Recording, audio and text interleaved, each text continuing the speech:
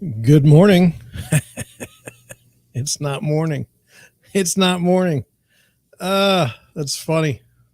How are you this afternoon, this evening, this night, this evening? Gosh. What in the world? So I'm looking at, I can see the broadcast for myself. I can see the screen and it is gorgeous. It's crystal clear. But I know that when I see the recording tomorrow, it won't be. And then, so that's something that's kind of got me disappointed. I'm going to check the settings since we're on, just to make sure that we're golden. It looks like we're fine. I didn't like how things sounded yesterday. There were these crackles and stuff. So I put the microphone down a little bit. Hopefully it's going to be better for tonight. We're going to have a kind of what I would say is an interesting show, in the sense that we're going to go over a mega Twitter thread from someone that's not a fan of Amazon. Now, what do you do with a company like Amazon? I mean, clearly people are getting wealthy from this organization. Okay. They're either getting wealthy through their investment in the stock, or the people that are employed by Amazon in certain capacities are certainly making more money than others. Now, is that fair? Do we worry about fairness? Is it, equitable? Do we worry about that? What are we to make of probably the world's most powerful retailer that we've ever had? I would have thought that Walmart at one time maybe they were, certainly in the United States, but they are not where Amazon is. Amazon is an American success story. I think no question that it's amazing what they've been able to accomplish in a short amount of time, how they've been able to take advantage of the marketplace in a positive way, take opportunity that came to them. But now they are a mature company. Now they do things like buy big organic produce companies and grocery stores, for $7 a pound chicken. They are no longer to be thought of as the company that you go buy a book from. I mean, they literally destroyed the competition in the book sphere. I don't know. There was Borders and there was Barnes and Noble. I don't know if either one of them are still standing, but just amazing what Amazon has been able to do. But, you're always going to have critics. Even I have critics. I had somebody on my real estate live stream in the mornings tell me that I suck. And I thought it was hilarious. I mean, how bad of a world do you have to be in your life where you have to come out, like, I literally have no one watching, and the best that you can do is tell me that I suck when you couldn't find someone else. So anyway, I think that's funny. So none of us are immune to criticism. But I just really want to go through the Amazon stuff and see what you think. Now, this fellow that wrote the Twitter thread is not without his own, what I would say, dings on his record. He was a CEO that said that all of his employees should earn, I believe, $70,000 a year. I believe his family members sued him. Now, this is what I believe to be true. I don't know that I'm 100%.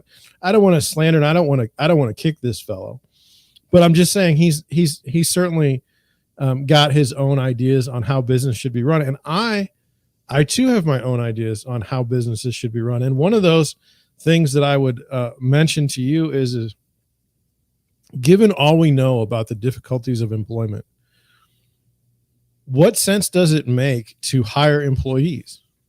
Shouldn't you basically farm everything out? Similar to what Vizio did in the maybe mid to early 2000s. I mean, at one point in time, I believe they had like 5 real employees and the rest of it was all contracted out. It sure does seem like these smaller organizations can better manage, a specific function. But this is just a thought. Now, long ago, there was the Harvard Business Review article on a tomato processor in California. and every single worker could do every other worker's job. And I believe they were all paid similarly, and that was held up to be the highlight of the working world. Now, I don't know. I think that that's such a departure from where you would consider a quote unquote union automotive job, where you have someone that can only operate one machine or only put in one screw all day long. And that brings to mind more of the things that I'm concerned about with factory employment or a repetitive employment that doesn't require any sort of mental acuity other than the ability to be able to do the same thing over and over and over and over again for years. That's to me an anathema. It's something that keeps us from excelling as humans. You know, the idea that we have these jobs that are designed for people to literally just do nothing. You know, it's terrible. It's terrible. There has to be, like, now, to be fair, I don't know if any of you have ever done a significant amount of construction. I have. And I do a lot of manual labor relative to my friends. And one of the things you want to do when you're working is you want to get into the workflow. And we call it the workflow. Eddie, the electrician in Detroit, was the first one to coin that. And he said, you just got to get into your flow. And once you get into your flow, everything's right. And that's true. That's true even on my live streams. First 5-10 minutes are slow. I can't get my words out of my mouth. I can't get going. And then all of a sudden I'm able to flow. I'm able to just keep going.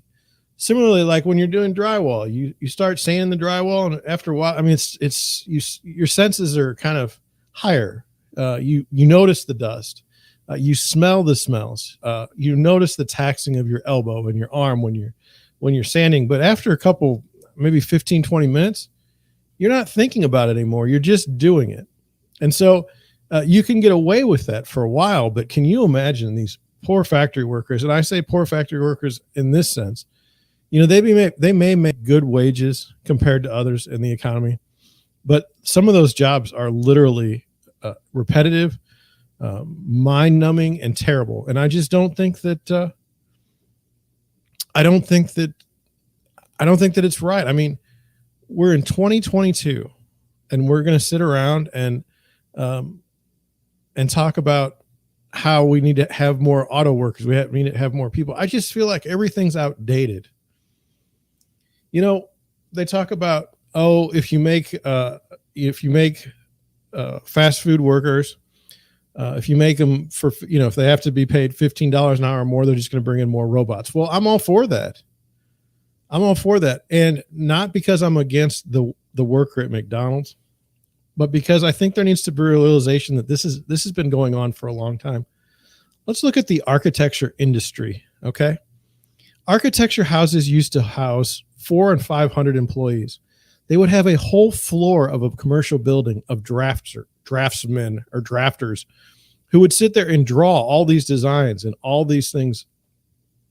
Nowadays, there's like 5 people in an architecture firm, and they can do the work of what a whole massive business could have done 100 years ago. The gains are unbelievable. The gains from computers are just insane. And think about some other industries. I mean, in a way, I feel like we're actually behind because we talk about, oh, no, there's a robot going to take your job. Well, how many computers took everyone's jobs from the 80s? How many jobs does the internet? And you say, well, for all those jobs that are taken, jobs are created. And maybe that's so. I reject the argument that green jobs, those that are devoted to, say, producing windmills or something like that. Obama once said that creates 5 new jobs per whatever, and it was just so ridiculous. It was so ridiculous. And then again, we don't talk about nuclear. We pretend that technology doesn't exist, and that's the greenest energy you can possibly have. So I don't know. So I want to go through this. Is it fair to Amazon? Well, look, Amazon, I mean, I mean, I'll just put it, I'm going to put it out there for you right now. Here's an Amazon package on my desk. Okay. I'm an Amazon Prime member. Okay. I'm contributing to this monster. Part of the reason why is I don't particularly like to shop. I like to buy. Like, you go to the hardware store and you can't find what you're looking for. You can't find somebody to help you there. And the people there just, they don't look happy. So I go on Amazon, I buy it, and it comes right to my door. I never have to worry about something being out of stock. I mean, and like they said, now they've got it to where it gets to your house in a day. I don't even need it in a day. I'm used to a week. So, I mean, I don't want you to think that I'm anti-Amazon. I'm not anti-Amazon. I'm not anti-technology. But the problems, the accusations leveled at Amazon are accusations that might be fair and might cause us to ponder what it is this our nature of employment. Why are we doing this? What is the point? Like, I mean, again, we're feeding our families. This is what it's come to. So let's get into it now. You know, I had trouble yesterday with sharing my screen. I'm probably going to boomer it again tonight. The problem yesterday was there was no, there's no, when I want to go there, okay, there's no, it only gives me like, it doesn't give me a header. So here we go. Now you should be able to see this. And I don't like, if you can see that, I don't like it. Okay. So now I got to go back to this screen and make sure that we're good. Okay. So you see it. Now, do you like this screen or do you like this screen? You put it in the chat what you think. I'm going to go with this screen because it's bigger. Okay. But you're well, if you don't like this, you put it in the chat and then we'll go from there. Now, I'm not really worried about it because we don't have anybody on the screen right now, but I just wanted to put it out there. Okay, here we go. Now, I'm just checking on everything because I have something showing that I've never seen before on my screen, and I don't know what that means. It said Wi-Fi, but I wasn't using Wi-Fi. So I don't know if we had a little internet blip, but let's get to it, okay? This is from Dan Price. He says he's a CEO just trying to stand up for the underdog. And if we do this like this, I got to stay on this thread because I don't want to screw it up. But anyway, it's all about how, okay, so here it is. It's from 2021. It says, 6 years ago today, I raised my company's minimum wage to $70,000. Fox News called me a socialist whose employees would be on breadlines. Since then, our revenue tripled. We're a Harvard Business School case study, and our employees had a 10% boom in homes bought. Always invest in people. Always invest. Okay. So some people said, hey, you're doing this for your own personal gain. You're doing this to try and show off. It says, since our $70,000 minimum wage was announced 6 years ago today, our revenue tripled, headcount grew 70%, customer base doubled, babies had by staff grew 10 times, 70% of employees paid down debt, homes bought by employees grew 10 times, 401k contributions grew 155%, and turnover dropped in half. It says, after our $70,000 minimum wage, 76% of employees are engaged at work, twice the national average.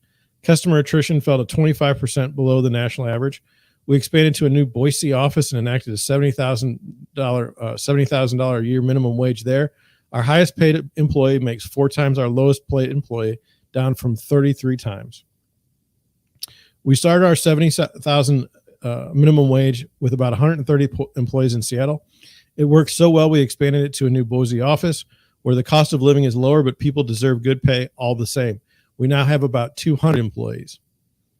It says, at the start of the pandemic, we lost 55% of our revenue overnight. Our employees were so invested, they volunteered to take temporary pay cuts to prevent any layoffs. We weathered the storm, paid everyone back, and are now giving out raises. What helped inspire a $20,000 minimum wage? An employee was secretly working a second job at McDonald's. It was clear that I was an awful CEO who was failing his employees. I gave her a raise to quit that job. No one should have to work 2 jobs to make ends meet. When I've been on Fox News, the production assistants who led me through backstage confided they were making minimum wage and struggling to get by in New York City. I asked the hosts who make 7 figures and laughed at me on air to talk about their workers' pay on air. They always said no. It says, our success with a $70,000 minimum wage isn't some fluke. A Massachusetts biotech recruiting firm raised its minimum wage and saw the revenue and headcount grow 50%, while retention rates doubled. Profit held steady despite the $500,000 cost of raises. To help finance our $70,000 minimum wage, I cut my CEO pay from $1.1 million to $70,000. I don't miss anything about the millionaire lifestyle. Money buys happiness when you climb out of poverty, but going from well off to very well off won't make you happier. Doing what you believe right is right will. It says, people focus on the cost of paying employees well, but not on its benefits. For us, our happy employees drove record sales, and now we have 20,000 small business clients. Our turnover is low, and we spend $0 on advertising openings since we get thousands of applicants. We're doubling down on our mission to invest in employees. Our revenue, which comes from small business credit card processing, is still down slightly from pre-pandemic, but we're handing out raises of 5 to 6% and hiring to grow headcount by 10% to make workloads easier. Does this way of doing business this way actually work? I broke it all down the other day with one of the best on the Mehdi Hassan show. He didn't look for our nature of employment, but you know what? He didn't even know we existed, and we just started yesterday. So I'm not going to kick him too hard. Let me just check and make sure we're still golden. We are.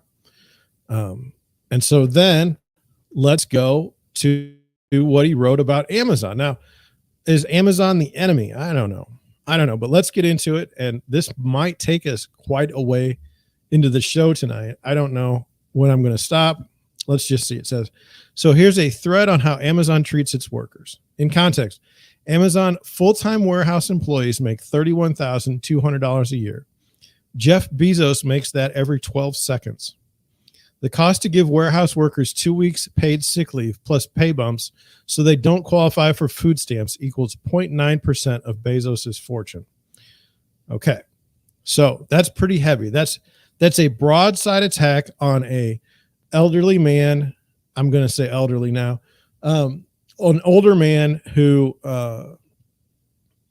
worked really hard at some point in time when he figured out he could mail stuff to people and they would pay for it. I'm just saying that. That's just basically what he did. Okay. Now there's other companies that tried it and other companies that failed. But anyway, here we go. Number one. Now let's take a few things as they are. A few cautionary tales. Dan Price, the CEO, has a vision of what he believes to be the truth. It's his own reality. Okay. Other people have their own reality. Now, he quotes the New York Times. I don't particularly think the New York Times is worth much, maybe to wipe your behind. That's kind of where I'm at on the New York Times and most major corporate media in the United States.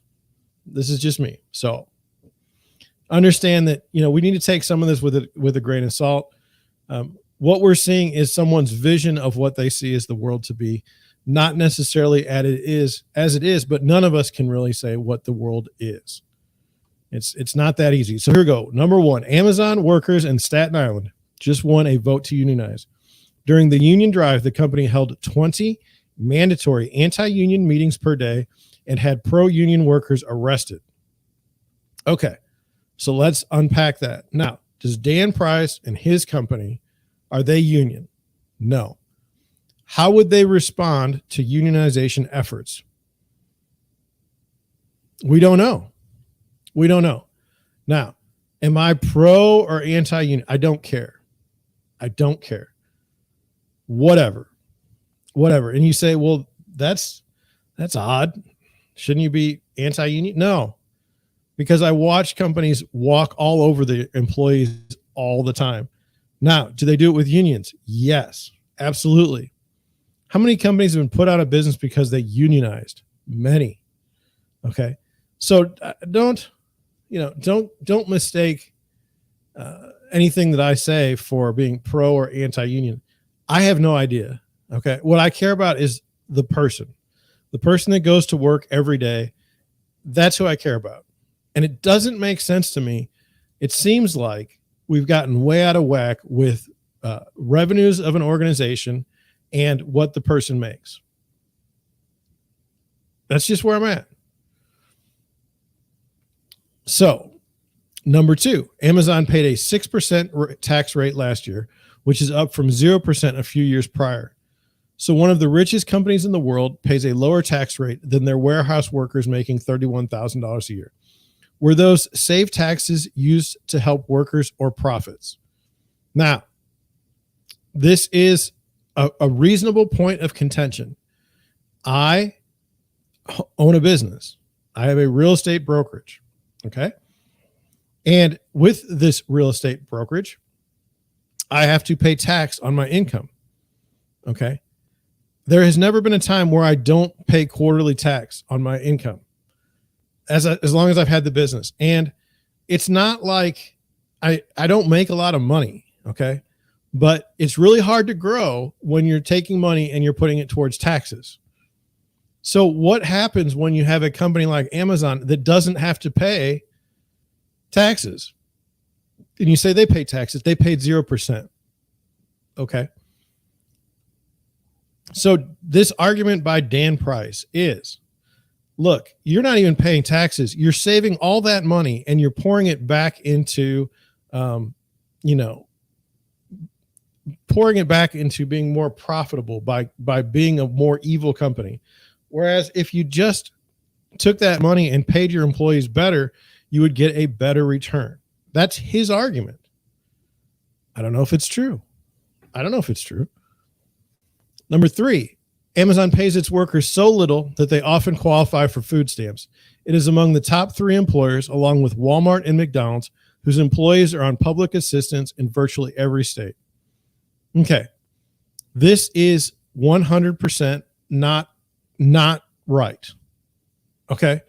And by not right, I mean, if it is in fact true that this is the case, Amazon, there should never be a time when Amazon or Walmart or I understand the McDonald's one, but they got to stop this. Okay.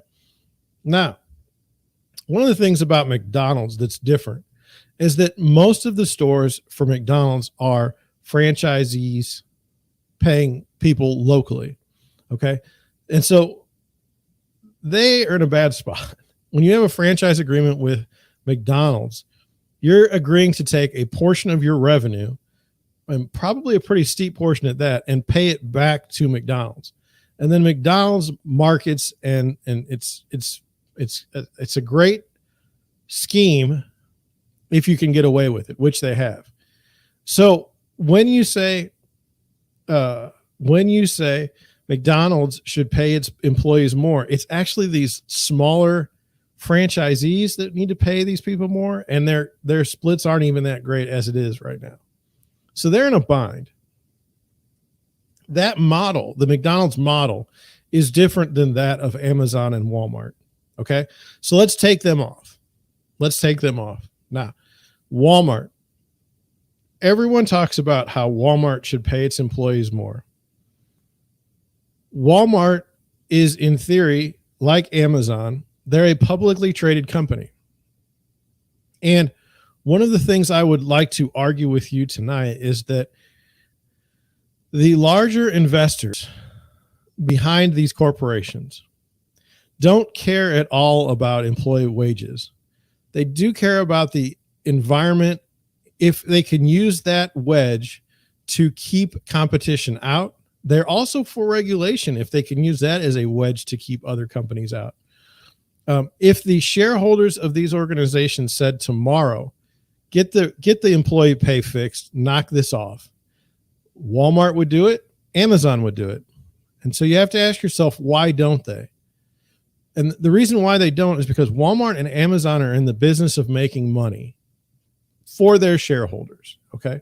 They don't care about their employees at the end of the day. That is a byproduct of their work to create these large organizations that are, some of the biggest in the world.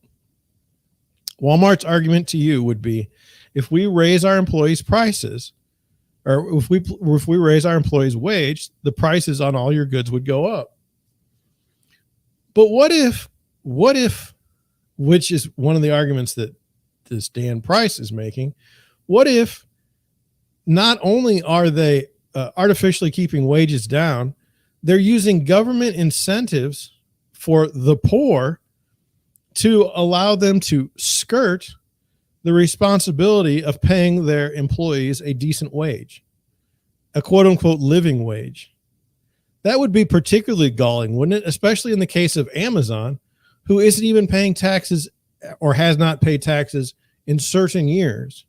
And yet their employees are stuck going and getting assistance from the government because they can't pay their bills. This is garbage. This is crony capitalism. This is what is disgusting about the employer-employee relationship. And it's something that somebody should probably do something about. Unfortunately, any of these employees that would speak up would be fired. Okay? Anyone that would write about these sort of things in a newspaper would also be fired because the corporations are owned by, the newspaper, the Washington Post is owned by Jeff Bezos or Bezos. I don't even care. But they control so much of the media that it's like you're never going to get a story that's going to kick these companies. Okay? And then you say, well, the politicians, we have to have better, stronger politicians. Bill Clinton ran his presidency off of Walmart, and he was going to bring he was going to make Made in USA a thing. Meanwhile, they were going to China left and right. Okay? The politicians are not your friend. Okay? The politicians don't give a damn about you. If you walk in there, first of all, good luck getting to an actual representative. Good luck. I mean, you got to go through security. Good luck. Second, if Mr. Amazon person walks in there, okay, whatever Mr. Amazon person says is what's going to happen. Okay. And what if Mr. Amazon guy goes in there and says, hey, I want this. And that politician says, you know what? No. Well, Mr. Amazon goes back to his people and he gets more people to come and talk to that congressman. They may even start shadow grassroots organizations to remove the politician from office. That's how powerful these organizations are. They are more powerful than the government. These are multinational corporations that can crush anyone. So anyway, let's continue. It says number 4, Amazon just flat out stole $60 million in tips from drivers. For real. It's punishment. No one goes to jail. There's no fine. And they just have to pay back the $60 million, which Amazon makes every hour in 15 minutes. So this is from Reuters. It says Amazon gets $60 million in withheld tips back. The FTC says more than 140,000 drivers are getting $60 million in tips that were illegally withheld by Amazon between 2016 and 2019. Number 5. After Amazon announced a $15 minimum wage, it came out later to much less fanfare that it ended worker bonuses and stock options. Altogether, a lot of workers actually got a pay cut, yet Amazon still touts its $15 a wage, $15 minimum wage to this day as if it was a gift. And that's the other thing. That's what I hate about corporations that no one seems to care about, like Nike. I mean, Nike is the poster child for everything wrong with corporate America. When they use slave labor in China, okay, they caught red-handed. Everyone knows they're doing it. And so what did they do? They sick themselves on the normal American public and they say, racism, racism, racism. We're fighting racism. They create wedges within our own people so that they can continue to use slave labor in China and nobody will say a word. But now we're fighting each other. And so they got what they wanted.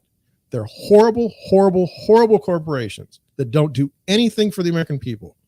And yet we put up with this. It's absolutely ridiculous. It's the same thing with Amazon. Amazon, many, many bad things that Amazon does. Okay. I don't think they use slave labor. I don't think that they're not as bad as Nike, but they'll sit there and say, I mean, I'll be on my theater and they'll say, come work at Amazon, $15. And you'll have all these people in the ads and they're so happy they're earning $15 an hour. And then meanwhile, they cut these people's worker bonuses and stock options. And they actually make less than they did before. And we're all supposed to laud this company as the greatest organization in the world. When someone says they work for Amazon, it's like their farts don't stink. I mean, it's that ridiculous. Meanwhile, they're getting food stamps. These people have to be on food stamps to just get by. This is ridiculous. This is why, I mean, I've got my MBA. I'm as pro business as you could ever possibly be. But this stuff is ridiculous. And I've seen it in my own life. I've seen it go from these stupid arguments where they say things like, for social media, they'll say, well, you just start your own company then, and you can do whatever you want to. It's a private company. No, we have long since passed the moment when government and business have collided. They're now one. When you see Twitter restrict tweets, okay, that is at the behest of the federal government. Okay, they are working as an agent for the federal government. So don't give me this shit that somebody needs to start their own company to take out Twitter. Okay, you're never going to do that when you have government interference. Okay, so number 6, in July, Jeff Bezos went to space and added 1.745 billion to his net worth. So he could literally have dumped $1 billion out of his spaceship and still gained more money than 23,000 Amazon warehouse workers will make all year combined. And that's just it. It's like this. The argument when I was growing up was, well, they started the company, therefore they deserve to reap the rewards. Okay? That sounds good. Okay? That sounds great. But this is ridiculous. This is ridiculous. And then there's the other argument. It's like, well, we wouldn't have space exploration if we didn't have people like Jeff Bezos. It's like, come on. Come on. Knock it off. No one believes that. No one believes that. So, I mean, it's just ridiculous. Number 7, Amazon's turnover rate is 150% a year. They're so desperate for labor that they cut off disability benefits for a worker who got brain damage on the job and pressured him to come back. Now, look, employee turnover, is one thing, but many organizations grind their way through people until they just give up and quit. Okay. That is the business model. And I'm often reminded of when I was at this Wendy's and I was getting a cheeseburger and the manager was interviewing a would-be employee. The would-be employee was a young woman who had taken the bus to get to this interview. Okay. And he asked the question, where do you see yourself in the next 5 years? Now, how do you answer that question? How do you answer that question? I plan on being at Wendy's in 5 years. Even the manager himself won't be at Wendy's in 5 years. He might be at Burger King. He might be at McDonald's. But these people do not get the benefit of working for a company for 30 years, get their gold watch, and they get to move on with their life. And that's the difference between the world that my grandparents grew up in and the world now. I know full well that if I start working for an organization, they don't care about me and they can't wait until the moment when I make too much money, they can fire me and bring in some young kid from college and go ahead and pay them a little bit more than I made when I started. And that college kid will be more than happy to take that money. It's ridiculous. So, this grinding people out of jobs is one of the things that's sinister about business. Sinister. Number 8, 6% of Amazon workers are injured on the job each year, double the U.S. average for warehouses. Workers blame brutal quotas that push them to their limit. The company's churn and burn model prices this in. They just replace whoever gets hurt. And that's from the Washington Post. Fascinating that they would even allow that to be printed in Jeff Bezos's paper. Now, are there other people? Are there people behind? Are there movements behind attacking Amazon? Okay, absolutely. Is the union wanting to be in Amazon? Oh, absolutely. Don't kid yourself for one moment. Would they go on a limb and make sure that there's a story written that isn't true? 100% of the time. Should we believe like where there's smoke, there's fire? I don't know. What do you think? Do you like, we're on number 8 and these are serious charges. Okay. Serious stories. Do you think all 8 of them are fake? Do you think all 8 of them are fantasized or created in a way that's like fantastic? Meaning like it could be a little true, but not all the way true. You're going to do that with all 8 of them? 8 stories so far? Okay. Let's keep going. Let's keep going. Now, understand, Amazon is the model company. If you go to any MBA school, they're going to tell you how great Amazon is.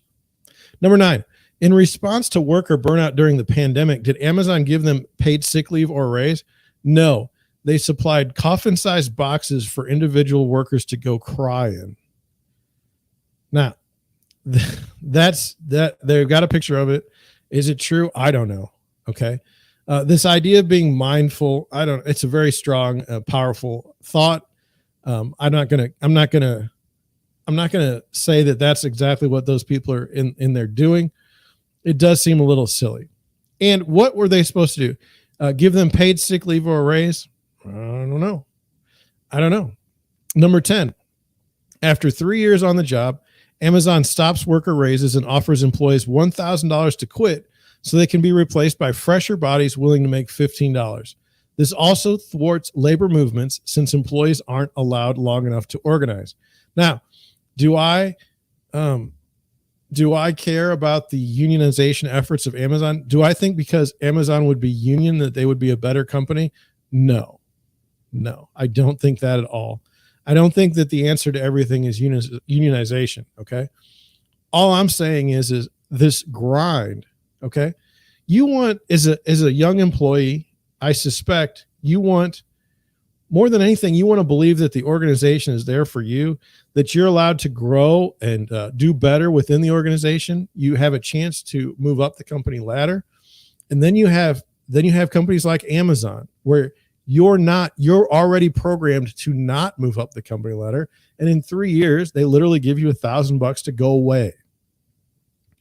And think about that. I mean, God forbid you start a job at McDonald's when you're 16 or when you're 18 and you start making good money there. So they get rid of you.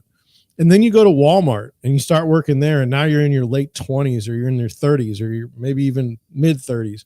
And then you go take a job at Amazon. Okay. And by the time you're 40, okay, you've been run out of every organization that you've been a part of. Do you deserve that? Is there something that you did that makes you supposed to deal with that? They talk about how, if you would have only gone to college, you see, if you would have only gone to college, you wouldn't have to be in this situation. Or, you didn't have to take the job. It's your fault for making these decisions. But, this is programmatic. There are people that are paid to literally study how do we get the most out of our employees by paying them the least. And that's a problem. Number 11, in last year's Alabama union vote, the company successfully pushed the USPS, the U.S. Postal Service, to install an unmarked postal box on warehouse grounds so it could see who voted in the union election. It was so unfair, the government forced a redo election. Now, that's hilarious. Okay. What they did was we're going to have a vote to unionize. Okay.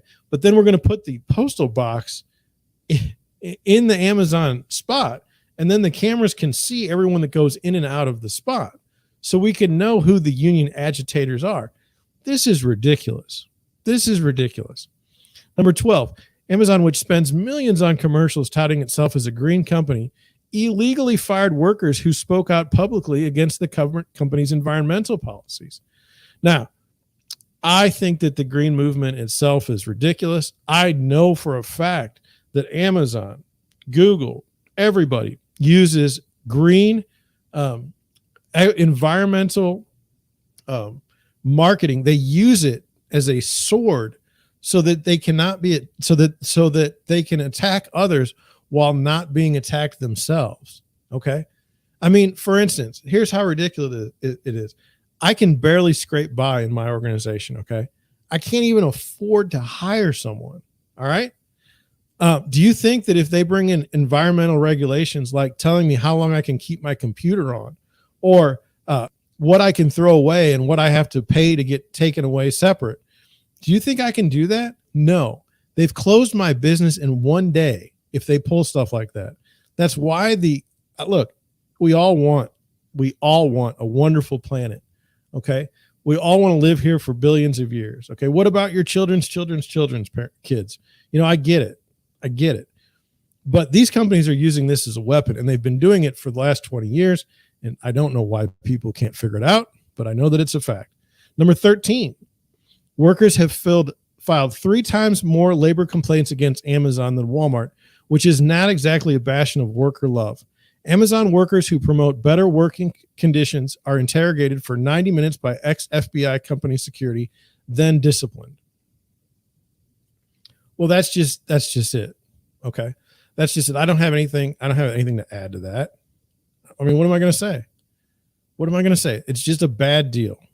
It's a bad deal. So number 14, a year ago, Amazon denied its workers quotas are so punishing that they have to pee in bottles. The next day, documents showed that not only do workers regularly have to urinate in bottles, they also defecate in bags, and Amazon is well aware of this. And there you go. There you go.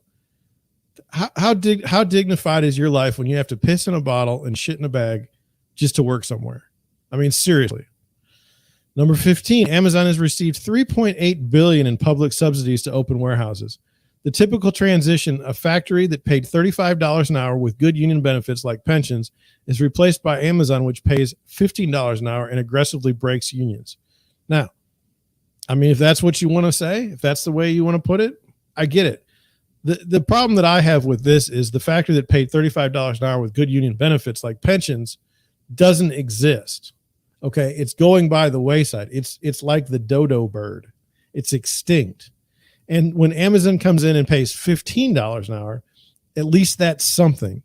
So that's where I'm at on that one. Number 16, Amazon tracks its workers every moment to make sure they aren't slacking for even seconds at a time, but they also hire Pinkerton spies to monitor workers to make sure they aren't talking about unionizing or griping about their working conditions. And that's nice. That's nice. I mean, the 1920 Carnegie Steel Factory is brought to mind with these types of tactics. Number 17, Amazon offered pro-union workers $2,000 to quit so they can be replaced with workers who would vote against the union in Alabama. That year, Jeff Bezos made $9.4 million an hour every hour. I mean, there you go. It's the difference between what the CEO makes and what the lowest worker makes. There should be some sort of compression there that there isn't. There isn't, and that's a problem. Number 18, Amazon noticed pro-union workers were passing out information to employees stopped at red lights outside a warehouse. So Amazon literally got the traffic light changed to make sure workers wouldn't be stopping long enough to talk with organizers. I think that's brilliant. I think that's funny. I mean, what difference does it make? Number 19, Amazon warehouse workers in Chicago have been moving to unionize and staged a walkout over working conditions. Amazon closed the warehouse and offered displaced workers one shift at a nearby facility from 1 a.m. to lunch, calling it a mega cycle or be fired. I think that's fantastic. And the reason why I think that's fantastic is it just shows how brutal and how, I mean, we all like cheap prices, but man, are we paying for it? Man, are we paying for it? Number 20, life in an Amazon warehouse working on a union. Management sends 5 texts a day warning them not to unionize, put anti-union flyers in bathrooms, takes photos of employee ideas when they make pro-union comments in meetings, and fired outspoken pro-union worker. Well, that's normal. That's normal. That's anti-union behavior, and that you're always going to see that, and I understand it. You shouldn't be shocked that if you work for an organization and you promote something that's not going to help the organization, you're going to get something coming at you. Now, is it illegal? I don't know, but just use some common sense there. Number 21, Amazon had workers spend up to 25 minutes a day unpaid going through security to make sure they don't steal anything. Collectively, this has cost workers hundreds of millions of dollars in unpaid time at work. And I think that's something that I can relate to.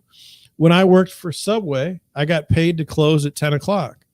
The closing procedure took a half hour, okay, on a good night. Why am I not getting paid for that half hour I'm working? That's stupid. That's stupid. And I've heard that from other kids even now, that's the same thing. When you're closing, you don't get paid for that time to close. It's ridiculous. Number 22, Amazon's actions have also led to untold job cuts at small businesses it forced out, including those that use Amazon.com. Consider this company's story. There was a small business that began selling camera tripods on Amazon. It reached $3.5 million in sales. one thousandth of Amazon's revenue. Amazon copied the tripods exactly and sold them as Amazon Basics. Amazon banned the tripod company from Amazon. That's not unusual. That's the way this company works. I think it's hilarious because, again, Amazon has this powerful brand name, and most people aren't going to be pissed off at Amazon no matter what they do. They like getting getting Amazon Prime. They like getting their packages. It makes them happy. Number 23, after Amazon opens a warehouse, local industry wages drop 6% as it becomes an employer monopoly. At Amazon, only 3% of workers get promotions, 1/3 the industry average. And that's the other thing. It's like, look, there's a lot of jobs now where you're not moving up in the company ever. And it's like for instance, AT&T. If you work on the floor at AT&T retail store, you're not moving up in the office. It doesn't matter what degrees you get. You're always going to be stuck in retail. Now, it's a union job, so it's not as bad as you'd think, but still, there's no opportunity for promotion, and that's a problem in America. How do we better ourselves? How do we motivate ourselves? How do we go forward when we're always stuck in these spots that you can't get out of? It's ridiculous. Number 24. In 2020, Amazon tripled its profits. Instead of giving workers hero pay or increasing wages, it gave holiday bonuses of $150 for part-time workers and $300 for full-time. The cost equaled 2.9% of its profit. It says my small business gave more than that. Well, I don't know. Dan, you're in a different world. You're in a different planet. You're thinking differently than Amazon does. Let's just be honest. Number 25, Amazon could have quadrupled worker pay and still grown its profits in 2020. Instead, it kept its minimum wage at $15 an hour, which is below the median wage for a U.S. warehouse employee. Profits continued to soar unabated since then. That's right. Who's going to come at Amazon? I mean, who do you think the biggest beneficiary of the COVID pandemic was? It had to be Amazon. You weren't allowed to go anywhere. It was the French kiss to blow out small businesses and retail. Don't kid yourself. It was really, really bad. They should really be ashamed of themselves, but let's be honest, they won't be. Number 26, Amazon increased prices for essential items like hand sanitizer and cleaners by up to 1,000% in the pandemic, including items sold directly by Amazon. At the same time, it canceled $2 an hour hero pay for workers less than 2 months into the pandemic. I do think that they did raise prices. I do not know what their input costs are. I reserve the right to not make a judgment on this. My belief is this. Look, if things are more expensive during a pandemic, I get it, okay? Right now, there's something going on in the graphics card industry where there are third-party companies buying the cards before they ever get to the retail buyer, and they're charging ridiculous prices for these cards. That is a mess. I don't think that the company is responsible for the fact that someone else is buying all the cards and causing this problem. It exacerbates a problem. They're limiting the supply. So similarly, I'm not going to make a judgment on this one. Number 26, I disagree with working. Number 27, Amazon banned employees from even talking about which coworkers had COVID, making it harder to know the health risks of working. Months into the pandemic, the company revealed 20,000 of its workers had tested positive for COVID. COVID was an absolute joke in the business world. COVID did many, many harmful things to everyone. I'm not going to blame Amazon for their handling of the COVID situation because, quite frankly, the government botched it so badly that there really was no positive way forward. So I will not kick Amazon for that. Number 28, Amazon warehouse workers face COVID infection rates that are 4 times the risk for the local community. But with strict productivity standards and no paid sick leaves, workers were forced to choose between their job and their health. I do understand the argument between choosing between your job and your health. In fact, I have made many decisions over time that have been not the right decision in the end of the day for my health versus working. However, I am writing off COVID because we can't trust the government with the COVID numbers. We can't trust employees or employers with COVID numbers. It was all just such a disaster. It was such a disaster and so embarrassing for our country. So I refuse on 28. I'm not going to worry about it. Number 29, the local organizer who led the successful Staten Island union vote. Amazon fired him after he was outspoken about working conditions. Documents later showed Amazon execs discussing a PR campaign to smear him. That's exactly what you should expect.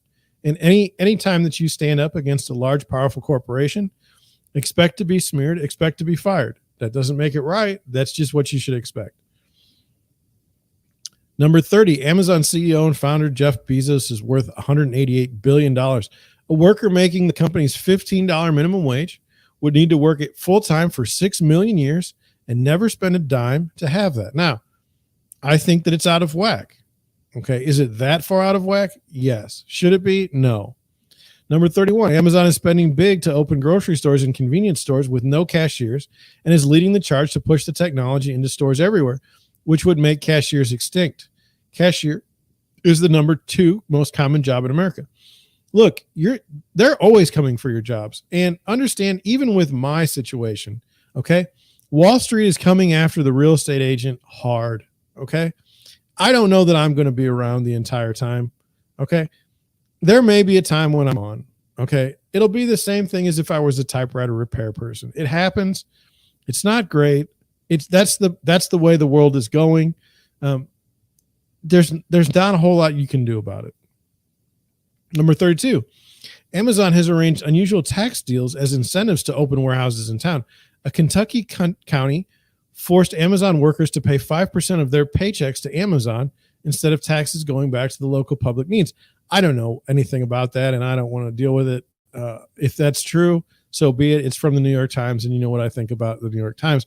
How Amazon commemorates workers who die on the job. This was an interesting. For Ms. Black, the former employee, one experience captured what she thought was the eerily inhuman warehouse culture. In November of last year, 2 contract workers were killed when a tornado collapsed a wall of a smaller Amazon warehouse opposite BW12.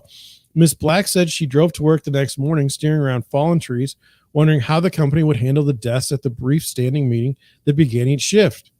I thought they'd have 2 minutes of silence, she said. Nope, we didn't pause. Instead, she said there was the usual tribute to the power picker, the outstanding performer in her unit, and measured by the computers, Michael Jackson music played, she said, and the supervisor shouted, "Let's have a better day than yesterday." It was a reference to production levels, not the overnight catastrophe. Yeah, but I want you to understand something. The law has a lot to do with this, okay? If you show compassion for your dead employees, that might make you, in some ways, more liable for the death of the employee. And we can't have that. That means a lawsuit. And so I understand. Yeah, you have to understand. This Amazon is what you see.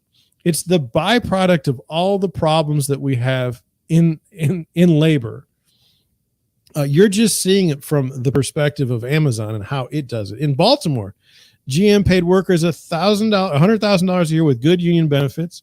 It was replaced by an Amazon warehouse where people make under $40,000 a year. 800 workers are fired by an algorithm a year, and 600 get food stamps. Now, understand, GM couldn't make a profit. Why couldn't they make a profit? Was it because of employee pay?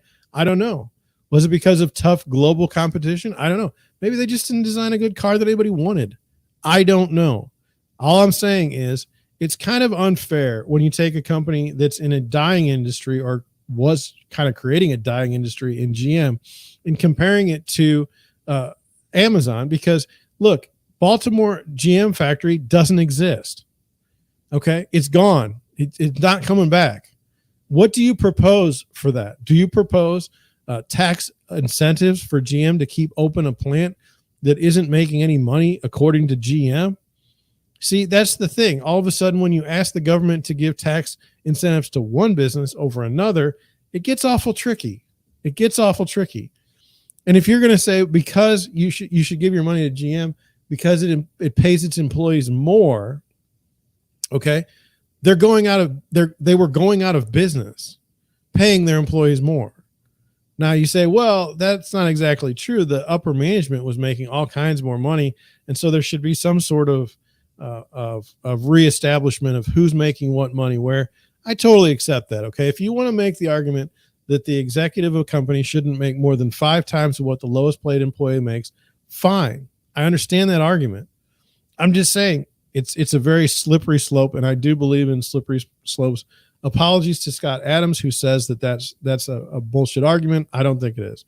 Number 35, Amazon touts itself as a great job creator. For every $1 in wages it pays, taxpayers dole out 24 cents in public assistance because so many workers are in poverty. In Southern California, half of its warehouse workers live in substandard housing. I'm okay with that. I totally understand where they're coming from in this. Number 36, Amazon has a gig economy website called Mechanical Turk that paid workers a median of $1.77 an hour. Full-time, that's $3,681 a year. Bezos made more than that in the time it took to read this tweet, and it's hilarious. It is hilarious. I've often thought I know one half a billionaire, and I calculated the amount of money he makes in interest at a conservative level, just going to the bathroom, assuming that it takes him 5 minutes. He could buy a new car. That's how making a lot of money. That's how it works. Most of these guys live off of their interest. They don't even have to live off of the income. It's bizarre. 37, in a 4-year span, reporters found accidents involving Amazon delivery drivers caused 60 serious injuries and 10 deaths, a fraction of the likely total. Many drivers said they were running late and cut corners to meet Amazon's 99.9 arrival time quota. Well, that's the same argument as Domino's. Remember, 30 minutes or it's free. And so Domino's pizza drivers were driving, 100 miles an hour down a dirt road just so that they could make it on time. I'm not going to kick them for that. Number 38, warehouse workers are reporting exhaustion and dehydration at hot facilities without air conditioning, which is especially hard for workers fasting during Ramadan. I got so thirsty I couldn't even swallow my saliva. Now, this is a fascinating conundrum. My wife kind of knows about Ramadan. We're going to go with that. But, should accommodations be made for religious practice during employment? I don't know. It's tough. Number 39. Amazon's anti-union stance is not new. It produced a 45-minute union-busting training video for Whole Foods years ago. Look, Whole Foods has been anti-union as well. The CEO of the company is completely anti-union, and I understand where he's coming from. Okay, and for him to not be union in that environment is a miracle, because these are people that eat granola and, tree huggers and everything and love the idea of a union. So the fact that he was able to fight it for so long is fascinating.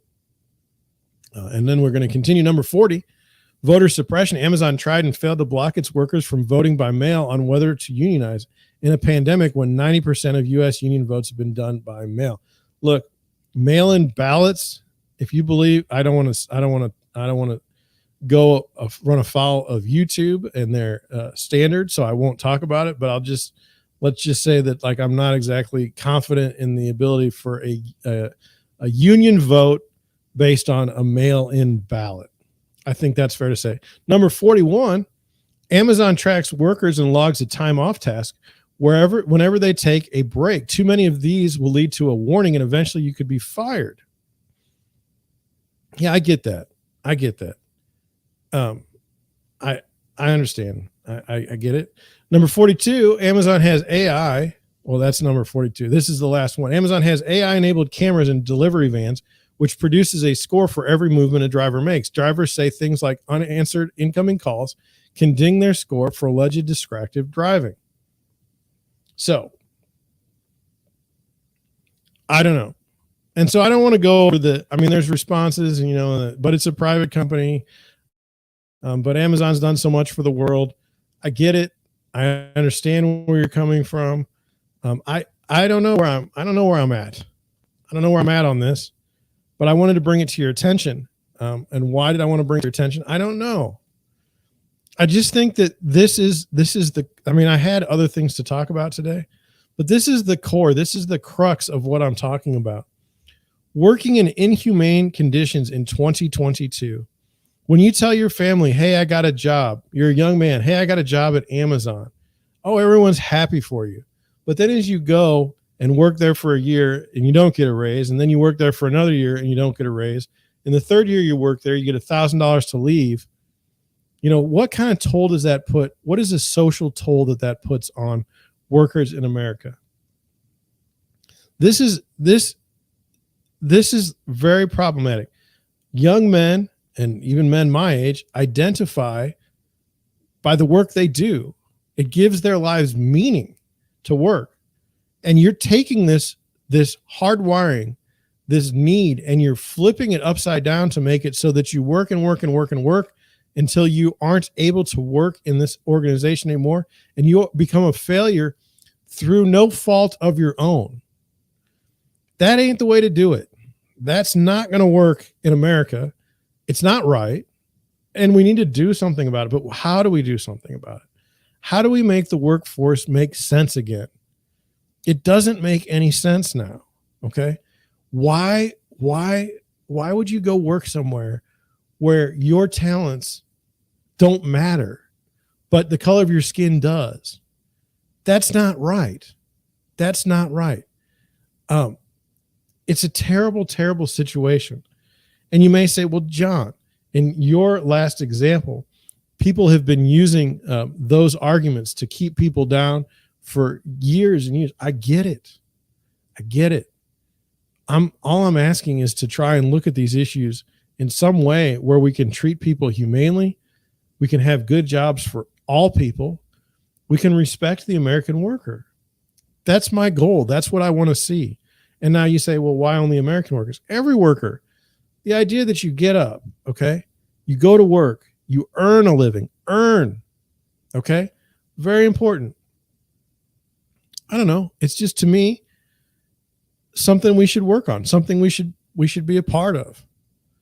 You know, and let's talk finally for the last couple minutes while I'm on this. Look, I don't think I'm going to be making any friends with this live stream. I'm going to have to depend on you, the viewer, to sponsor my work, essentially. Because let's be honest, I mean, if you rip on the tech oligarchs and you're working underneath a tech oligarch, it's not a good situation. Not good for long-term stuff. Will I be shadow banned? I don't think so, because I'm not a harm. I literally have no one watching. But someday I might. And if I do, you know, maybe something's coming my way negative. Anyway, what do you think? That was episode number 2 of the live stream. I don't know. I thought it was fun. I thought we learned a lot about Amazon, at least from a negative perspective. There's also good things that Amazon's done. We don't know that those stories are true. I just thought it was interesting. So if you enjoyed this, would you do me a favor and would you subscribe first? I need 1,000 subscribers to monetize. And then if you do subscribe, would you please just watch? I'll take it. Just get me some views. That's what I would appreciate. Thank you for watching tonight. I don't know what time I'll be back tomorrow. I will put up a Twitter page. I will get a Twitter handle, but I don't have it yet. I apologize. I've been busy doing the actual work of a real estate agent. So anyway, thank you for watching, and I will see you tomorrow. It'll be late. I don't know what time, and hopefully I'll be with the program. Thank you and good night.